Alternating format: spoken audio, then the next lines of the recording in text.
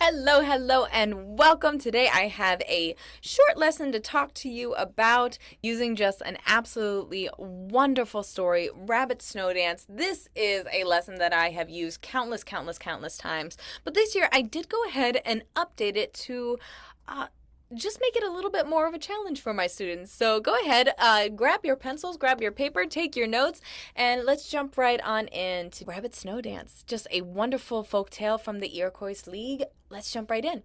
The first thing that I have my students do is I have them go through some basic solfege, practicing those hand signs for do, mi, and sol, mixing it all up and seeing if I can really challenge my students.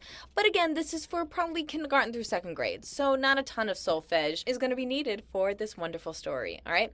You read a little bit about this story, and then we might as well add some steady beats for Rabbit tantrum is what it essentially is. And again, I don't have time to go over this entire story. Suffice to say that once upon a time, Rabbit did not look how Rabbit looks now. He had this long flowing tail, and if you read the story, then you're going to see how that changed. All right, Rabbit was impatient. He wanted it to snow, so he goes and says, I want it, I want it, I want it right now. Have your students add in those steady beat snowflakes before continuing with the story.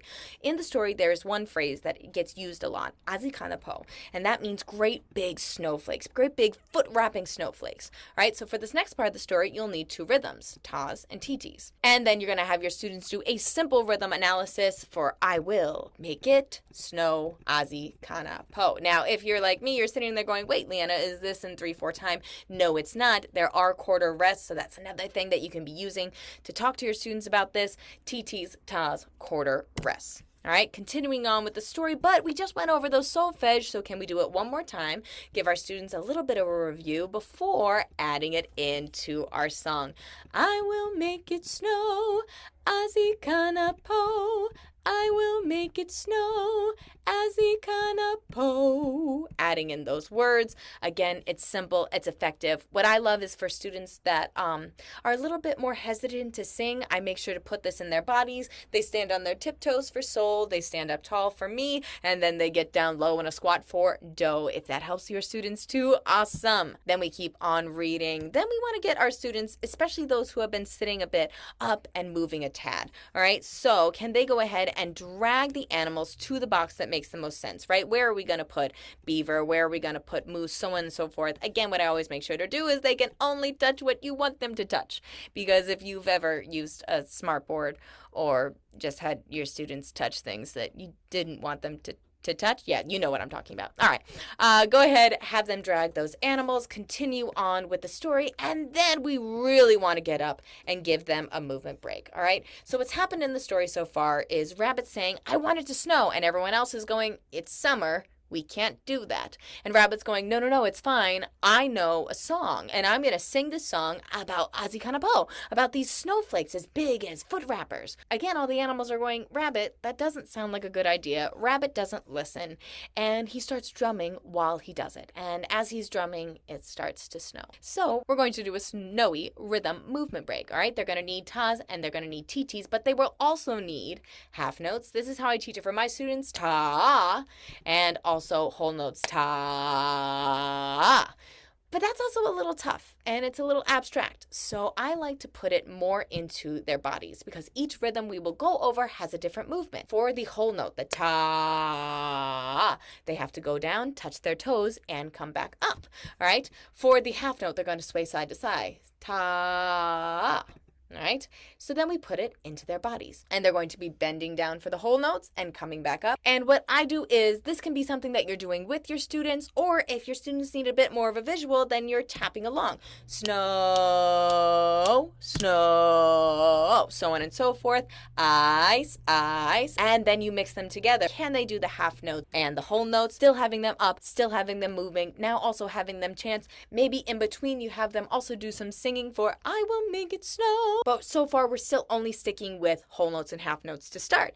You read a little bit more, and then you come back to the movement break. Careful, Rabbit's movements are getting quicker because there's more snow coming. All right, so now they have to go down, touch their toes for the whole notes. They have to sway for the half notes, and now they have to jump for the quarter notes, for colt, cold, cold, cold, and so forth, right?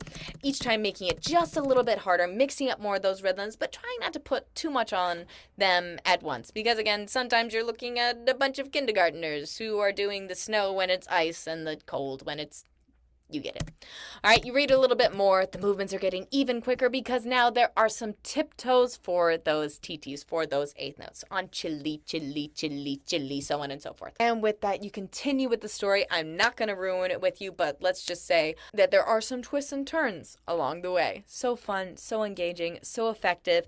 It is a little snowy. It is a little chilly. I can't even say a little. It's a lot snowy. It's a lot chilly. Do I still use this around the November time? Yes. So if you look at my YouTube channel, will any of the movement breaks and the rhythm play along, such as my Thanksgiving rhythm play along using tas and titis as your students make the feast using eggs, flour, making pies and all that stuff, will that work? 100%, especially because it's talking about an indigenous tribe. 100%. But it's also a little chilly, right? It's a little cold. So you can also use the Treeback Nutcracker play along that I have put here. All right, for me, this is a great little start of a transition where I'm going away from the autumnal vibes and going towards my winter fun, but choose whatever you like. And that is how I bring Rabbit Snow Dance into my classroom. It's fun, it's engaging, it's a great way to talk to your students about whole notes, half notes, all those wonderful rhythms, get them practicing their do, mi, so, solfege, some steady beat practice, some rhythm analysis, and putting it all together for a fun and simple song. With that, I want to say a great big thank you, especially to these amazing authors who, again, are making these stories that are so wonderful to bring into the classroom, to open your students' eyes, make them curious to the world around them, and make them better musicians. Thank you so much for following along with me, and as always, happy playing.